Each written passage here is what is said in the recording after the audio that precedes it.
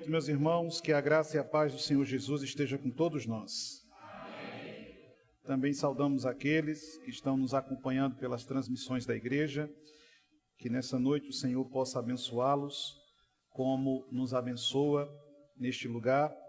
Damos graças a Deus pelo privilégio que Ele nos concede de mais uma vez estarmos aqui reunidos com um só propósito: adorar, exaltar, bendizer o nome de Jesus, pois Ele tem feito grandes coisas por nós e por isso nós estamos alegres.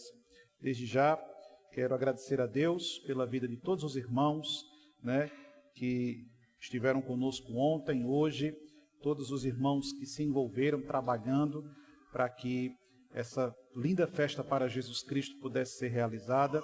Agradeço de coração a todos vocês. Sem dúvida alguma, é uma obra que não pode ser feita por uma única mão, mas muitas mãos unidas e reunidas em um só propósito, e por isso nós estamos aqui. Nossa gratidão ao Quarteto Milênio, queridos amigos de longas datas. A igreja concorda que eles têm que voltar mais vezes? Diga amém? Amém. Então, Mas se fosse na Assembleia de Deus eles cantando assim, tinha banco voando para todo lado, viu? Uma bênção. Graças a Deus por isso. Se Deus quiser, teremos muitas outras oportunidades para adorarmos ao Senhor juntos. E agradecer a nossa irmã Marilene, pois ela e Toninho enfrentaram uma maratona gigantesca, cozinhando para esses lindos homens, Eles comem pouco, graças a Deus, E agradecer a ela e a sua família que se empenhou nisso para que pudesse acontecer, e a todos os irmãos, como eu disse, que colaboraram. Vamos abrir as Escrituras, a carta que Paulo escreve aos Romanos, capítulo 1. Nós vamos fazer a leitura do verso de número 8 até o verso de número 15. Nós estamos em uma série de exposições bíblicas na carta de Paulo aos Romanos. Iniciamos domingo passado. Se você quiser conferir, basta acessar os canais da igreja e está à sua disposição. Romanos, capítulo 1, nós iremos ler do verso 8 até o verso de número 15. Conforme você achar o texto, se você puder, eu lhe convido a se colocar de pé em reverência à palavra do Senhor.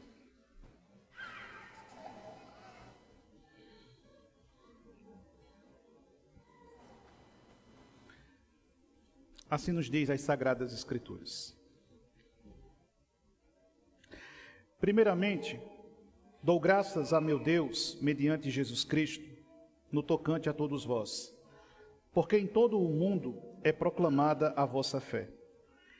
Porque Deus, a quem sirvo em meu espírito no Evangelho de seu Filho, é minha testemunha de como incessantemente faço menção de vós em todas as minhas orações, suplicando que, em algum tempo, pela vontade de Deus, se me ofereça boa ocasião de visitar-vos. Porque muito desejo ver-vos, a fim de repartir convosco algum dom espiritual, para que sejais confirmados, isto é, para que em vossa companhia, reciprocamente, nos confortemos por intermédio da fé mútua, vossa e minha. Porque não quero, irmãos, que ignoreis que muitas vezes me propus ir ter convosco, no que tenho sido até agora impedido, para conseguir igualmente entre vós algum fruto, como também entre os outros gentios. Pois sou devedor tanto a gregos como a bárbaros, tanto a sábios como a ignorantes. Por isso, quanto está em mim, estou pronto a anunciar o Evangelho também a vós outros em Roma. Que o Senhor nos abençoe com a sua augusta e bendita palavra. Curve sua fronte, feche seus olhos, vamos orar, vamos buscar a iluminação do Espírito Santo.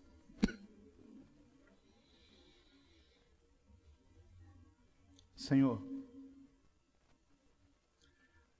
nossos corações estão alegres e nossas almas estão jubilosas diante de tanta graça que o Senhor tem dispensado às nossas vidas.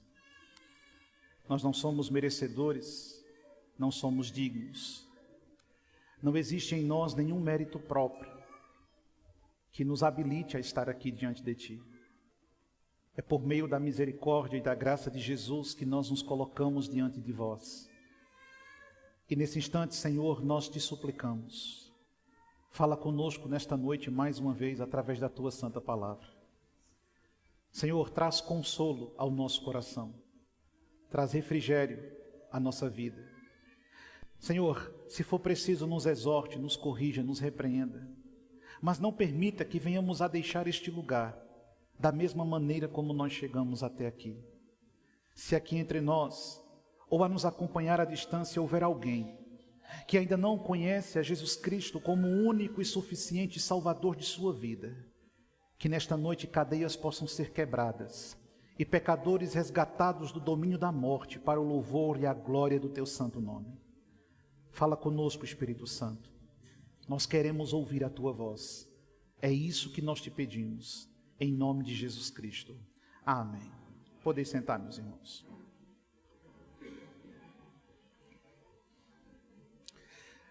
A igreja como comunidade de fé, oração, comunhão e missão. Vimos nas primeiras palavras introdutórias desta carta, ainda em sua saudação, o apóstolo Paulo mostrando-nos que de fato não conhecia a igreja de Roma. Seus pés ainda não haviam pisado naquele chão. Não havia ainda experimentado o prazer de estar com aqueles irmãos, para junto deles oferecer ao Senhor culto, adorá-lo na beleza da sua santidade, e junto daquela comunidade usufruir todos os benefícios inerentes à igreja de Jesus Cristo. Expressa então, na perícope que nós acabamos de ler, o seu profundo desejo de estar com aqueles irmãos em alguma oportunidade, já que até aquele instante isso não lhe havia sido possível.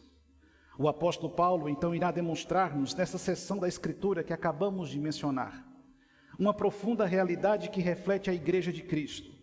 Na primeira parte da sua abordagem, ele fala-nos sobre o Evangelho, e de como o Evangelho logo de início é apresentado aos cristãos de Roma, e as suas mais fundamentais doutrinas estão expostas naqueles apenas 7 versículos.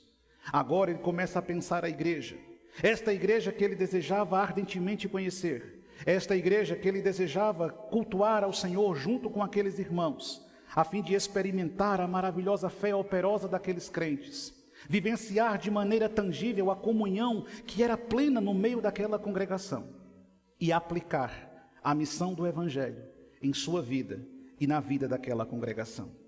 De forma graciosa, o apóstolo Paulo irá mostrar-nos a igreja de Cristo como ela deve ser, em sua essência, no seu propósito, nos seus anseios e, sobretudo, no seu projeto. Quando nós olhamos para esse texto e o comparamos à realidade do cristianismo de nossa época, sem dúvida alguma iremos perceber que existe um profundo antagonismo entre aquilo que nos é proposto pelas Sagradas Escrituras e aquilo que tem sido vivenciado pela imensa maioria dos cristãos. Iremos perceber que há um distanciamento profundo entre as verdades que serão reveladas neste texto e a prática da imensa maioria das comunidades que se autodenominam cristãs e que se apresentam como evangélicas. Quando olhamos para esta seção das Escrituras na carta aos Romanos, em tempos de tanta escuridão como estes que nós estamos vivendo, é de suma importância visitarmos esse texto e compreendermos o que Deus espera da sua igreja, o que Ele deseja de nós.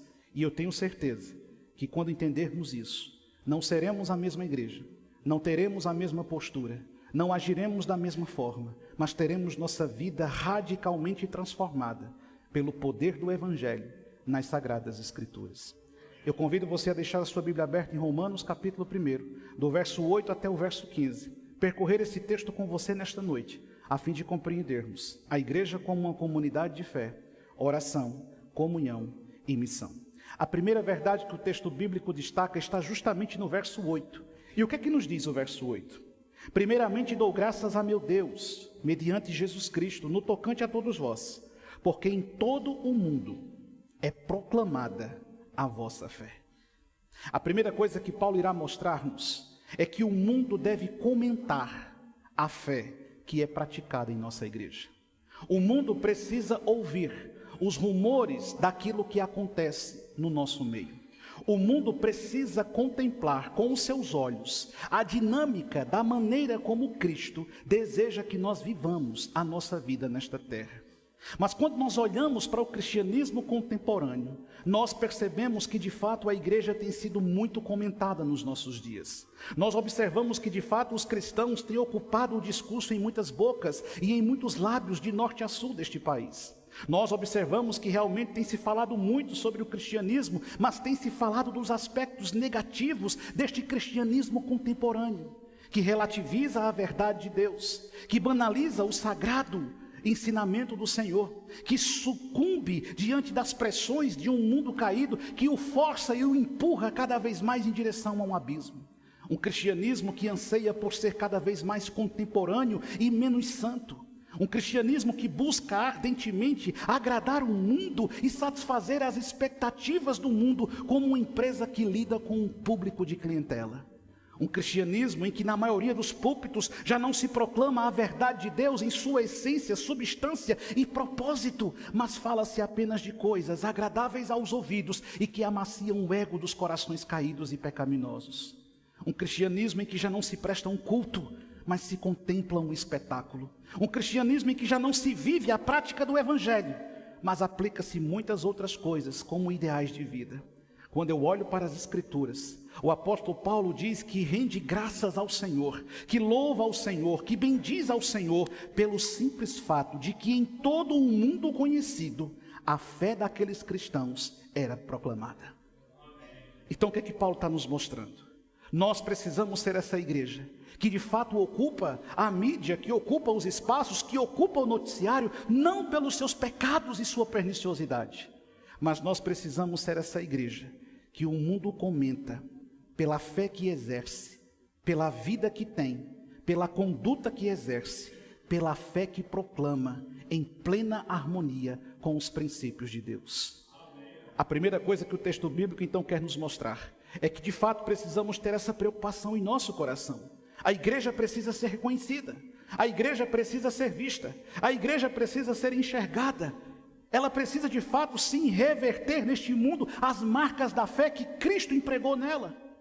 E é tão interessante isso que Paulo, quando escreve todas as suas cartas, ele rende graças ao Senhor por todas as igrejas para que ele escreve, exceto uma.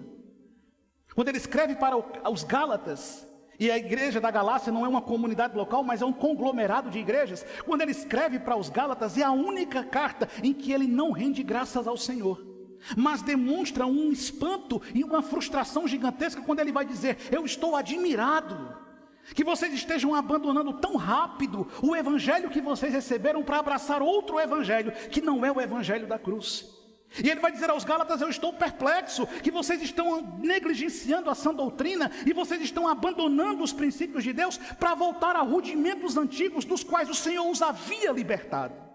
Ele vai reprovar a conduta dos Gálatas, mas aos romanos ele vai dizer: eu dou graças a Deus, eu exalto a Deus, eu bendigo a Deus, porque a respeito de vocês o que eu tenho escutado é que vocês têm uma fé que é proclamada a toda força diante dos homens. Eu tenho ouvido sobre vocês que vocês desenvolvem uma fé que não é apenas um discurso, mas é uma realidade.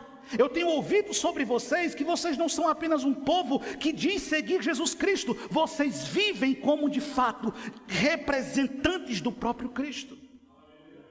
E é por isso que ele vai dizer: eu dou graças ao Senhor, eu exalto ao Senhor, eu bendigo ao Senhor, eu engrandeço ao Senhor, eu louvo ao Senhor, porque o mundo inteiro tem ouvido sobre a fé que vocês estão desenvolvendo. Isso está em plena harmonia com o que ele vai dizer aos coríntios, lá no capítulo 1 Coríntios capítulo 13, verso 13, depois de discorrer sobre os dons espirituais, ele vai dizer no verso 13: agora pois, o que é que permanece para nós? Permanecem a fé, permanece a esperança e permanece o amor. E a ideia presente na carta aos Romanos é exatamente esta. Quais são as marcas mais elementares de uma igreja que executa uma fé bíblica? Essa igreja tem uma fé que ele vai dizer aos Tessalonicenses que é uma fé operosa. Lá em 1 Tessalonicenses, no capítulo 1, verso número 3, o apóstolo Paulo diz: recordando-nos diante do nosso Deus e Pai da operosidade da vossa fé. Ou seja, não é apenas uma fé intelectual, não é apenas uma fé retórica, não é apenas uma fé discursiva, não é apenas uma fé burocrática, aprisionada em documentos confessionais. Ele está falando de uma fé que é viva, uma fé que se reflete na adoração, uma fé que se reflete na oração, uma fé que se reflete nas obras, uma fé que se reflete na vida, uma fé que se manifesta de maneira tangível. A genuína igreja do Senhor Jesus Cristo Cristo não é uma igreja que apenas afirma ter fé, mas é uma igreja que vive pela fé. Não é apenas uma igreja que a proclamação dela é de uma fé morta e precária, não, é de uma fé viva, tangível, real, que pode ser vista em todos os cantos. A operosidade da vossa fé. E ele vai dizer também, da abnegação do vosso amor. Sim, o amor de vocês é um amor abnegado. E o que é um amor abnegado? É um amor que não busca seus próprios anseios. É um amor que não procura seus próprios interesses. É um amor que não anseia a satisfazer apenas as suas próprias necessidades. Muito pelo contrário, é um amor que pensa o coletivo. É um amor que se aplica à dinâmica da coletividade do corpo. Ele está dizendo aos Tessalonicenses exatamente o que ele está exaltando na igreja de Roma. Ele está dizendo, vocês têm uma fé operosa e vocês têm um amor abnegado. Vocês não buscam o próprio interesse, vocês buscam o interesse do reino de Deus. E ele vai dizer que além dessa fé operosa, além desse amor abnegado, vocês têm uma esperança. E essa esperança é firme. E essa esperança está em Jesus Cristo. O que Paulo está exaltando então na igreja de Roma? Ele está exaltando uma igreja que tem uma fé notória. E qual é a notoriedade da fé da igreja primitiva? É uma fé que se reverte em trabalho. É uma fé que se manifesta de fato nas ações. A igreja é uma comunidade onde existe trabalho intencional. Qual é o nosso trabalho? Qual é o nosso propósito? Qual é o nosso objetivo? Por que nós estamos aqui? Nosso trabalho não é vão no Senhor, diz a Sagrada Escritura. Nosso trabalho não é para homens. Nosso trabalho não é para pessoas. Nosso trabalho é para aquele que nos chamou da escuridão e nos transportou das trevas para a sua gloriosa luz. É esse o nosso trabalho. Essa é a nossa missão. Essa é a nossa ocupação. Paulo então exalta na primitiva igreja a sua fé que é conhecida. Nós também precisamos ser conhecidos. E o que é que o Senhor deseja que seja dito a nosso respeito nas ruas de Campina Grande? E o que é que o Senhor deseja que seja afirmado sobre nós nas ruas do estado da Paraíba? E o que é que o Senhor deseja que seja falado a nosso respeito nesta nação gigantesca e continental? E o que é que o Senhor almeja que seja dito sobre nós? O Senhor quer que nós sejamos conhecidos como uma igreja que é santa, uma igreja que é reta, uma igreja que é pura, uma igreja que ama as Escrituras, uma igreja que é generosa, uma igreja que não usa de arbitrariedades, uma igreja que luta pela comunhão, uma igreja que se esforça para viver a plenitude do Evangelho como ele deve ser vivido. Então, quando as pessoas forem falar sobre nós, elas não podem dizer que você é um crente desmantelado. Ainda mais se você for membro dessa igreja. Pode não. Só se você for do Egito do Norte, do Sul, aí está tudo bem. Mas aqui não. Aqui você tem que ser santo. Tem que andar direitinho. Mas o que é ser santo? Não é ser Caxias. Não é ser uma pessoa arbitrária. Não é ser uma pessoa introspecta, fechada. Isso não tem nada a ver com santidade. Mas é viver no dia a dia da sua existência a expressão viva daquilo que você crê no seu coração. Você ama porque Jesus te amou. Você perdoa porque Jesus te perdoou. Você é generoso porque Deus é generoso com você. Você é paciente porque o Eterno tem paciência com você. Você de fato caminha 2, 3 milhas, quantas forem necessárias, porque você sabe que Deus é bondoso e sua misericórdia dura para sempre. Isso é exercer a prática plena. E Paulo exalta isso na primitiva igreja de Roma. Uma igreja que precisa ser conhecida pelas marcas da sua fé. Mas olha o que ele diz no versículo 9 e 10. Porque Deus, a quem sirvo em meu espírito, no evangelho do seu Filho, é minha testemunha de como incessantemente faço menção de vós em todas as minhas orações, suplicando que, em algum tempo, pela vontade de Deus, se me ofereça boa ocasião de visitar-vos. Sem pensarmos propriamente no anseio de Paulo de estar com aquela igreja nesse primeiro momento, eu gostaria que nós olhássemos com atenção para a prática que Paulo passou a desenvolver quando escutou as notícias que vinham da capital do império. Nós já sabemos que não foi Paulo que fundou a igreja de Roma, e também não foi Pedro, muito menos Leão. Nós sabemos disso. Essa igreja nasce da obra que o Espírito Santo opera lá em Atos capítulo 2. Esta igreja está em Roma. Não sabemos a sua origem, a não ser a providência divina. E a fé dessa igreja é notória. Todo mundo comenta sobre a comunidade cristã que está em Roma e a sua pujança. Ao ouvir essas coisas, qual é a atitude que Paulo esboça? Paulo diz: eu tenho todos os dias, incessantemente, lembrado de vocês nas minhas orações. A segunda coisa que nós precisamos compreender, você tem a responsabilidade, você tem o dever inegociável, você tem um chamado intransferível. É seu dever e é meu dever sustentar esta igreja com oração. Se amamos essa igreja, nós temos que orar por essa igreja. Se amamos o corpo de Cristo, nós temos que pagar o preço da oração pelo corpo de Cristo.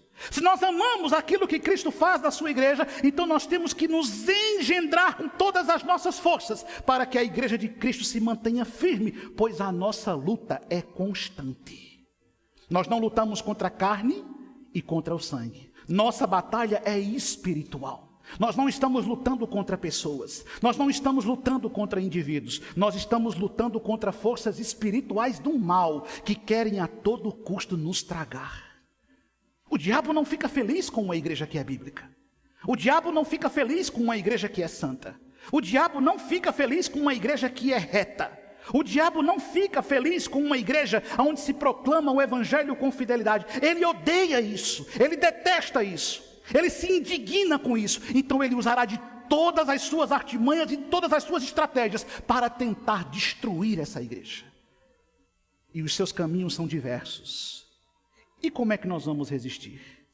Quais são as armas que nós temos para revestir as pressões que Satanás fará sobre nós? A sua arma não é o pastor Luiz. Eu sou de carne e osso e um dia eu vou passar. As nossas armas não são o nosso conselho de oficiais, eles também vão passar. Nossa arma não é o templo que nós temos, ele pode passar. Nossa arma não é o nosso documento confessional, ele pode ser corrompido. Então onde está a nossa defesa contra as investidas do diabo? Está nos joelhos dobrados, nas mãos erguidas e nas orações constantes, clamando a Deus para abençoar o seu povo. Amém, igreja?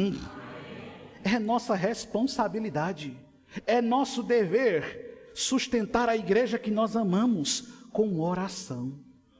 E a gente tem que orar pela igreja, para o Senhor guardar a igreja. A gente tem que olhar para a bagaceira que acontece lá fora, para os desmantelos que acontece por aí, e a gente não tem que ficar vaidoso não, muito pelo contrário. A Bíblia diz, quem está em pé, cuide para não... Pois é, então a gente não vai achar que nós somos imbatíveis, que nós somos indestrutíveis, que nós somos a última Coca-Cola gelada da prateleira. Não, nós somos humanos, falíveis, pecadores. Então o que é que nós temos que fazer? Todo dia, toda hora, todo momento, clamar a Deus. Senhor, abençoa a nossa igreja, guarda a nossa igreja, aviva a nossa igreja, desperta a nossa igreja, levanta a nossa igreja, unge a nossa igreja, faz da nossa igreja um farol que brilha na escuridão, aonde as almas encontrarão um pão vivo que desce do céu. É isso que a gente tem que fazer, orar constantemente, porque é isso que Paulo está fazendo pela igreja de Roma. Eu oro por vocês incessantemente nas minhas orações, clamando ao Senhor. Tiago vai dizer no capítulo 5, verso 16, ele vai dizer, confessai pois os vossos pecados uns aos outros, e orai uns pelos outros. Nós oramos uns pelos outros, nós não falamos da vida dos outros, nós não apontamos os erros dos outros, nós não acabamos de destruir aquele que já está destruído, nós não acabamos de meter a mãozada naquele que já está com a cara no chão. Não, nós oramos pelo caído, nós oramos pelo ferido, nós oramos pelo abatido e nós cremos que Deus é poderoso para erguê-los. Entende? Orando uns pelos outros. Aí Paulo vai dizer em Efésios capítulo 6, verso 18 até o verso 19. Efésios 6, 18 a 19, ele vai dizer, com toda oração e súplica, orando em todo o tempo, no Espírito, e para isso vigiando com toda perseverança e súplica por todos os santos. E também por mim, é claro. para que me seja dada, no abrir da minha boca, a palavra, para com intrepidez fazer conhecido o mistério do Evangelho. Nós temos que orar uns pelos outros, e você tem que orar por mim. Ah, mas eu não gosto do Senhor, o problema é seu. Ora o dobro. Mas não é pedindo para morrer não, viu? Minha com a sua oração contrária, aquela volta é para você. Você tem que orar pelo pastor da igreja. Você tem que orar pelos presbíteros da igreja, pelos diáconos da igreja. Você tem que orar pela liderança dos departamentos. Não é só ficar criticando, apontando, reclamando. Não, isso não vai resolver nada. É preciso que você clame a Deus, porque essa obra não é nossa. Essa obra é do Espírito Santo. E ninguém pode detê-la, porque ela é do Senhor. Então a gente tem que orar. E Paulo vai dizer, oremos uns pelos outros. Intercedamos uns pelos outros. Clamemos uns pelos outros. Para que o Senhor Deus nos guarde e nos proteja nesse tempo de provação. Quais seriam então os anseios de uma igreja bíblica em suas orações? Nós precisamos orar pela nossa adoração e pelo nosso crescimento espiritual. Nós temos que clamar ao Senhor que nos faça de fato pessoas próximas dEle. Meu irmão, não é entrar em um templo para viver apenas um ritual. Não é entrar num templo e repetir mecanicamente aquilo que você aprendeu a fazer lá no começo da jornada. Não é apenas dobrar o joelho e fazer uma oração de 5 minutos quando você chega e você nem parou para pensar no que estava dizendo.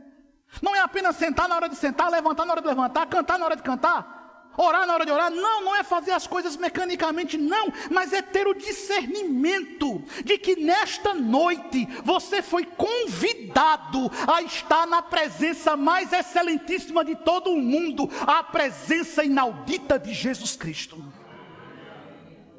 Essa presença sublime, essa presença solene, essa presença excelsa. Você foi convidado a estar diante dele. E portanto você deve orar para que o Senhor lhe faça ter o discernimento claro da sua adoração. Essa igreja precisa orar para que o Senhor nos dê um coração evangelístico. Sim, nós não estamos aqui apenas para encher um espaço, nós estamos aqui para mudar a realidade ao nosso redor. Deus não nos plantou aqui apenas para sermos uma comunidade localizada dentro de 4 paredes, que não reverbera nos 4 cantos desse lugar. Não, Deus nos colocou aqui com um propósito, e o propósito dele é que através de nossas vidas, outras vidas possam ser alcançadas por sua graça e misericórdia. Então nós temos que orar para termos um coração evangelístico. Nós precisamos orar por comunhão. Sim, porque comunhão é uma coisa que não nasce sozinha. Por que não nasce sozinha? Porque nós somos ruins. Você acha que é fácil conviver com uma pessoa feita você? Não. Você acha que é fácil conviver com um palmeirense? Você acha que é? Você acha que é fácil conviver com gente que pensa diferente, que gosta de coisas diferentes? Nós somos diferentes. Nós temos opiniões diferentes, nós temos gostos diferentes, nós temos pontos de vista distintos. Aí junta todo mundo no mesmo canto. Você acha que a comunhão vai nascer espontaneamente? Não vai. Porque de vez em quando um fio desencapado encosta no outro, sai faísca. E nos nossos dias tem gente que vê bicho onde não tem. Fulano está com raiva de mim. Por quê? Porque ele passou comigo e não me deu boa noite. Às vezes ele não te viu, é só isso. Mas já começa a criar toda uma teoria na cabeça. E já matou e enterrou uns 10. Comunhão não brota do chão. Comunhão se constrói. E se constrói com uma base forte de oração. E por que isso é importante? Porque a Escritura afirma que um reino dividido ele não fica de pé. Uma igreja dividida não se sustenta. Uma igreja dividida não permanece firme. Nós não podemos nos deixar dividir pelas coisas do mundo. Aqui nós somos um só povo, que passou por uma única salvação, que recebeu um só batismo, foi lavado num único sangue e vai morar eternamente num único céu. Nós somos esse povo. Então nós temos que orar por comunhão, Nós temos que orar para que o Espírito Santo derrube todas as barreiras que o diabo quer levantar em nossas vidas. Nós temos que orar para que o Espírito Santo destrua todo e qualquer espírito faccioso que porventura tente se infiltrar no nosso meio. Nós temos que orar para que o Espírito Santo nos faça entender que somos servos uns dos outros, que temos que amar uns aos outros, que precisamos cuidar uns dos outros. E quando isso for uma realidade em nossas vidas, absolutamente nada poderá nos deter. Porque nós estaremos vivendo a plena comunhão do Senhor. Nós precisamos orar por unidade. E talvez essa seja uma das questões mais sérias no nosso horizonte próximo. Porque quanto mais o corpo cresce, mais nós precisamos lutar pela comunhão. Mais nós precisamos estar juntos. Mais nós precisamos nos relacionar. Mais nós precisamos dar as mãos e caminhar lado a lado, avançando no propósito de Deus. Uma igreja bíblica ora por discipulado. Sim. Orar para que o Senhor desenvolva um discipulado em nosso meio. Um crescimento espiritual. Eu cuido de você e você cuida de mim. Eu caminho com você e você caminha comigo. Temos que orar para que o Senhor distribua dons e talentos em nossos meios e a sua obra cresça. Godfrey Wilson, teólogo, diz o seguinte: orar sem trabalhar é zombar de Deus. E trabalhar sem orar é roubar de Deus a glória que compete só a Ele. Nós temos que orar, mas nós temos que trabalhar. Nós temos que orar, mas nós temos que nos esforçar. Nós temos que orar, mas temos que sufocar nossa natureza caída. Nós temos que orar, mas temos que aprender a dominar os nossos impulsos. Nós temos que orar, mas precisamos fazer aquilo que o Senhor nos manda. Caso contrário, a coisa não fecha. Mas não apenas isso. Olha os versos 11 e 12. Porque muito desejo ver-vos, a fim de repartir convosco algum dom espiritual, para que sejais confirmados, isto é, para que em vossa companhia, reciprocamente, nos confortemos por intermédio da fé mútua, vossa e minha. Primeiro Paulo diz que rende graças ao Senhor por uma igreja que tem a sua fé notável, percebida. Depois ele diz que ora por esta igreja constantemente, intercede por essa igreja constantemente. E agora ele apresenta um elemento que já foi aqui discutido, mas ele o aprofunda, pelo qual a igreja precisa lutar. Nós precisamos ser uma comunidade de crescimento mútuo. Porque se eu crescer sozinho, o projeto não deu certo. Porque se você crescer sozinho, o projeto não funcionou. Eu não estou aqui para crescer sozinho. Eu estou para crescer junto com você. Você não está aqui para crescer sozinho. Você está aqui para crescer junto com os seus irmãos. Nós não estamos aqui para criar personalidades destacáveis e famosas. E talvez seja esse o grande problema da igreja dos nossos dias. Uma igreja que se preocupa apenas em seguir personalidades.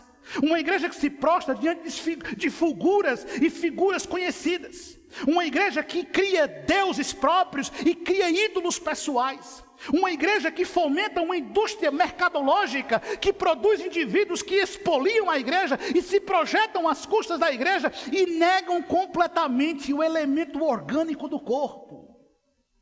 Nós não precisamos de estrelas. Nós só precisamos do sol da justiça brilhando sobre a nossa cabeça. Então, se não adianta, Paulo está dizendo, olha, eu desejo estar com vocês, a fim de repartir com vocês algum dom espiritual. Não é que Paulo ia fazer uma transferência de dom espiritual, não. Não é isso não. Certo? A ideia aqui é que Paulo quer estar com aqueles irmãos a fim de abençoar aqueles irmãos e ser abençoado por eles. Porque isso é igreja. Os meus dons e talentos eu uso para abençoar você. Os seus dons e talentos você usa para me abençoar. E nós vamos nos abençoando e o corpo é fortalecido para a glória de Deus. Entende, amado irmão? Ele vai dizer, eu quero estar em vossa companhia para eu receber conforto e para também confortar você. A igreja precisa ter esse espírito comunitário. Compreende isso? Nós não estamos aqui competindo um com o outro. Então não seja ciumento, não. Nós não estamos aqui disputando espaço um com o outro, não. Há espaço para todos nós no reino de Deus. Nós não estamos aqui pleiteando quem tem o melhor discurso, quem tem a melhor formosura. Não, nesse é o perco de lavada. Não, nós não estamos aqui buscando nos projetar. Não, nós estamos aqui para amar e servir. E é apenas isso. Entende? E de forma comunitária. Fazendo o que ele vai dizer em Efésios capítulo 4. Lá no verso 15, o verso 16, ele diz: mas seguindo a verdade em amor, cresçamos em tudo naquele que é a cabeça, Cristo, de quem todo o corpo, bem ajustado e consolidado, pelo auxílio de toda junta, segundo a justa cooperação de cada parte, efetua o seu próprio aumento, para a edificação de si mesmo em amor. O que você busca no reino de Deus? O que você anseia na obra de Deus? Quantas pessoas estão frustradas porque criaram expectativas próprias em um reino que não pertence a elas? Quantas pessoas que estão decepcionadas porque criaram idealizações na sua cabeça do que queriam ser em um universo em que nós não decidimos nada, quem decide é o Senhor. Aí Paulo está dizendo: olha, todos nós estamos juntos e todos nós somos como um corpo, e esse corpo é constituído de distintos membros. E então cada membro ajustado tem um propósito, tem uma finalidade. Entende?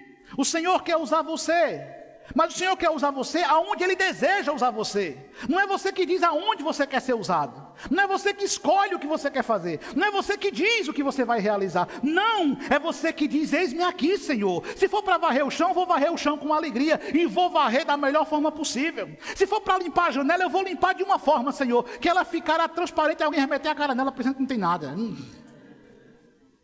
É fazer com excelência, porque você não vai fazer o que você quer, você vai fazer o que Cristo pede. Aí Paulo está dizendo: o meu desejo de estar com vocês é para poder abençoar vocês e ser abençoado por vocês.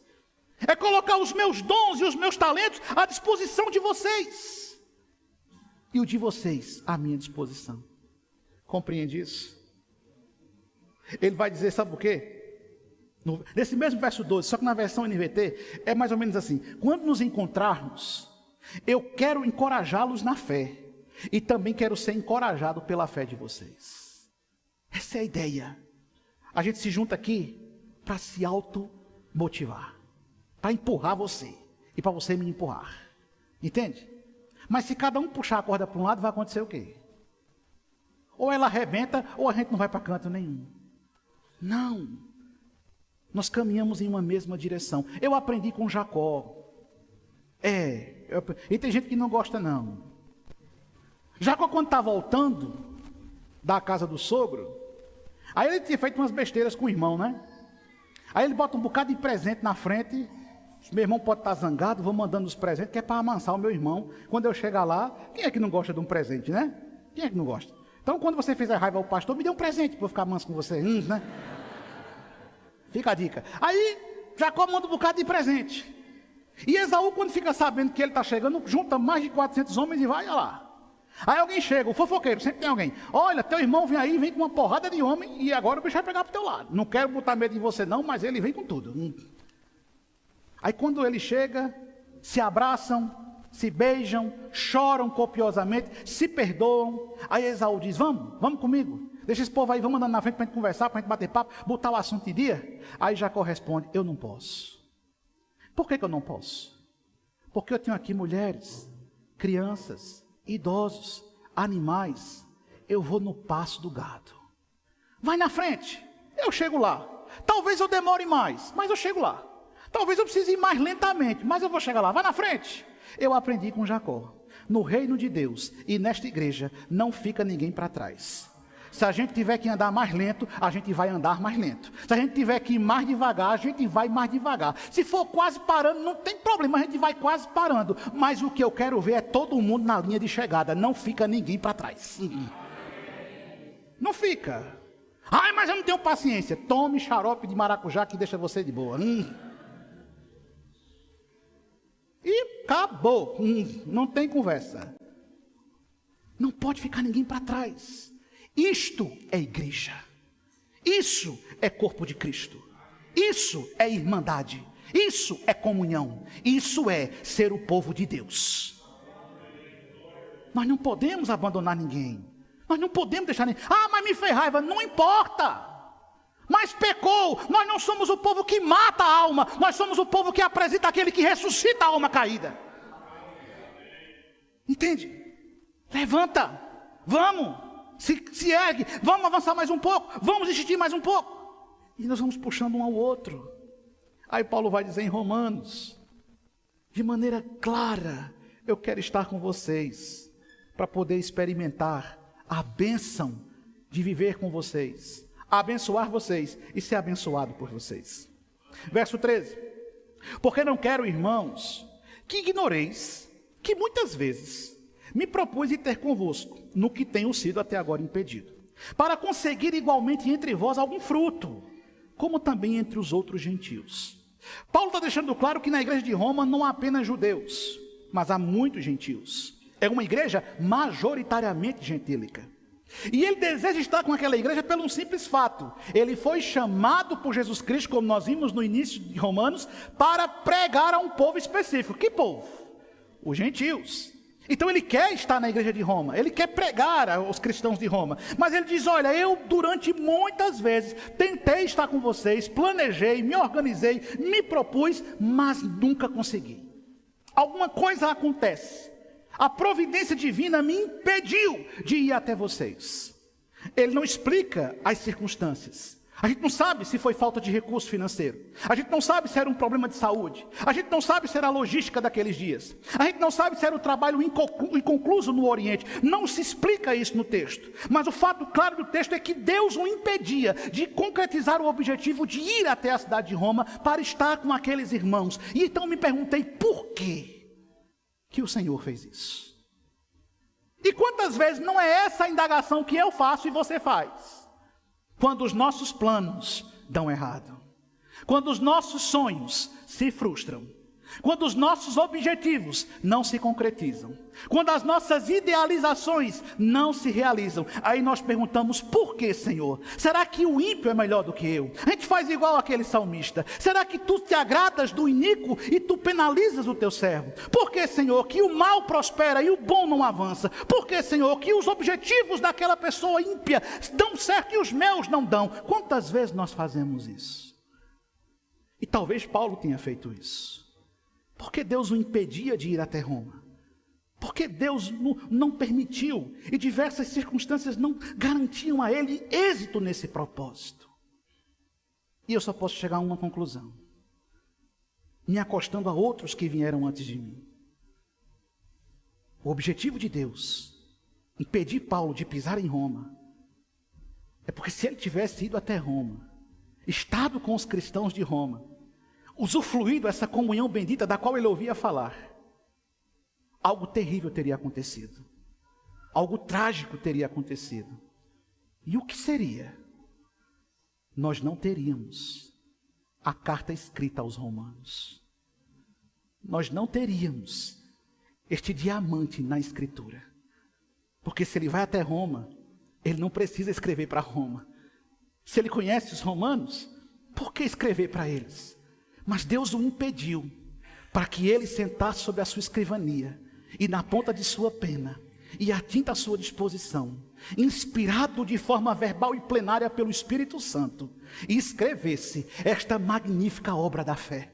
Deus o impediu, Deus frustrou o seu plano, Deus frustrou o seu propósito, porque Deus tem caminhos superiores. Então isso enche o meu coração de satisfação, e talvez seja baseado nisso que Paulo vai dizer no mesmo livro de Romanos, no capítulo 8, do verso 28, ele vai dizer, sabemos que todas as coisas cooperam para o bem daqueles que amam a Deus, daqueles que são chamados segundo o seu propósito. Deus impediu o apóstolo de pisar em Roma, e Deus o inspirou a escrever esta maravilhosa carta. Quantas vezes Deus irá frustrar os meus planos, porque meus planos são parciais e limitados, mas a verdade é que Ele tem planos muito maiores para mim. Quantas vezes Deus vai impedir o seu sonho, mas o seu sonho é torcido e pecaminoso, porque Ele quer que você viva os sonhos dEle, que são excelentíssimos e melhores. Quantas vezes Deus vai frustrar as tuas idealizações, porque Ele tem desejos superiores para a sua vida. Quantas vezes eu não vou entender a razão do não, mas quando eu compreendo compreender a ação do Senhor, eu perceberei que todas as coisas cooperam para o bem daqueles que amam Jesus.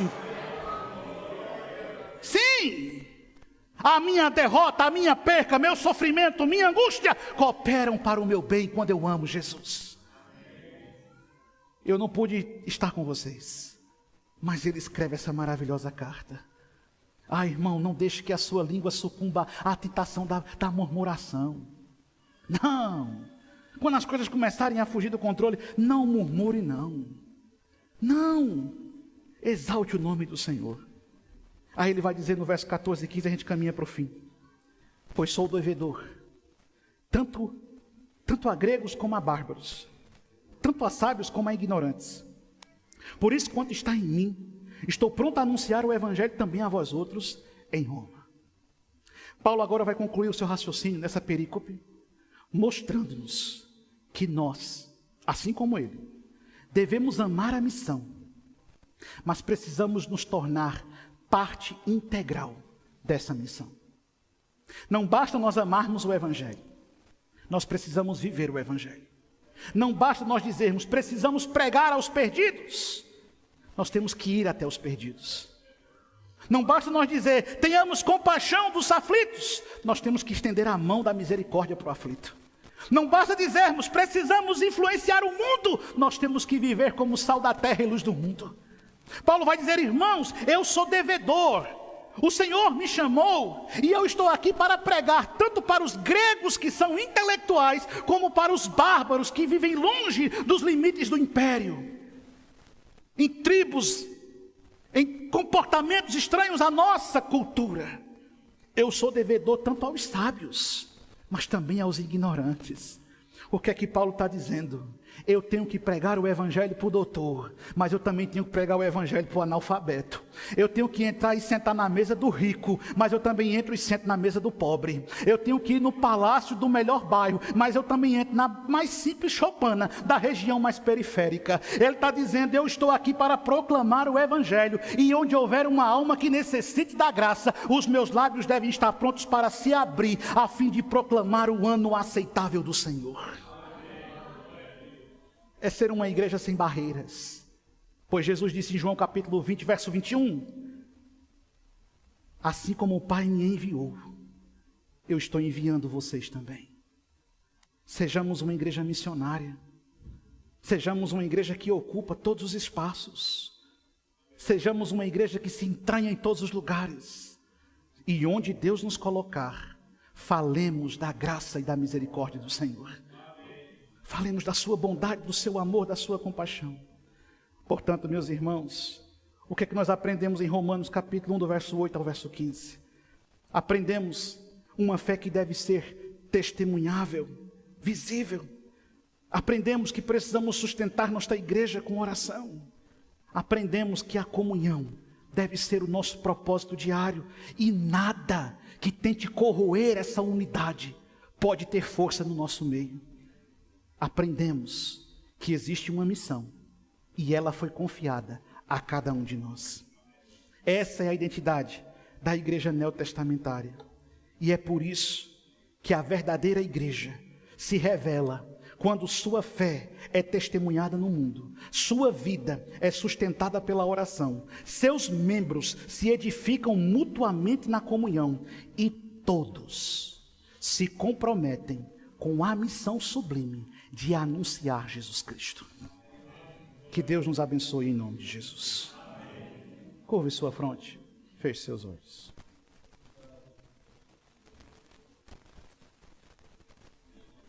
Querido Senhor, seja louvado, Pai, seja engrandecido. Nós te bendizemos, Senhor, pela tua misericórdia. E nesse momento, desafiados pela sua palavra, nós te pedimos, sonda o nosso coração. Visita-nos como igreja aqui nesse momento, Senhor. Pai, o que é que estão dizendo sobre nós? O que é que tem se falado nessa cidade a nosso respeito? Tantos discursos ecoam por aí. Discursos que nos elogiam, outros que nos depreciam. palavras que descrevem a beleza da obra que o Senhor tem feito. Palavras que distorcem aquilo que o Senhor tem feito. Mas o fato, Senhor, é que nós não estamos aqui preocupados em agradar os homens. O nosso propósito e o nosso desejo não é ser a melhor igreja de Campina Grande. Estamos muito longe disso, Senhor. Não é termos a melhor estrutura. Isso não envaidece o nosso coração. Não é termos as melhores equipes. Não, Senhor. Somos todos pecadores, falhos, fracos. Mas apesar do que somos, o Senhor nos chamou. Espírito Santo, faz de nós uma igreja bíblica. Uma igreja que ama a Tua palavra. Uma igreja que luta pela comunhão. Uma igreja em que cuidar do outro não é um fardo, mas é um privilégio. Uma igreja que perdoa quantas vezes for preciso aquele que precisa de perdão. Ó Espírito Santo, visita-nos aqui. Faz de nós uma igreja fervorosa. Uma igreja que adora com intensidade. Uma igreja que se debruça diante das Tuas Escrituras e sente fome e cada vez mais desejo de aprender Tua palavra.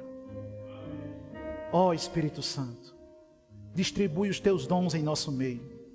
Levanta pregadores, levanta intercessores, levanta, Espírito Santo, pessoas generosas, pessoas comprometidas com o trabalho, com o reino, e destrói qualquer espírito faccioso, qualquer espírito de animosidade, qualquer sentimento egocêntrico. Destrói, Senhor Jesus, e que aqui, imponentemente, a Tua face resplandeça sobre nós. É isso que nós pedimos, Senhor. Ouve a nossa oração. Nós vamos cercar a Tua mesa, vamos comer do Teu pão, vamos beber do Teu sangue. Perdoa-nos, Senhor. Faz de nós o povo Teu. É isso que nós pedimos, no nome santo de Jesus, aquele que vive e reina para todos sempre. Amém.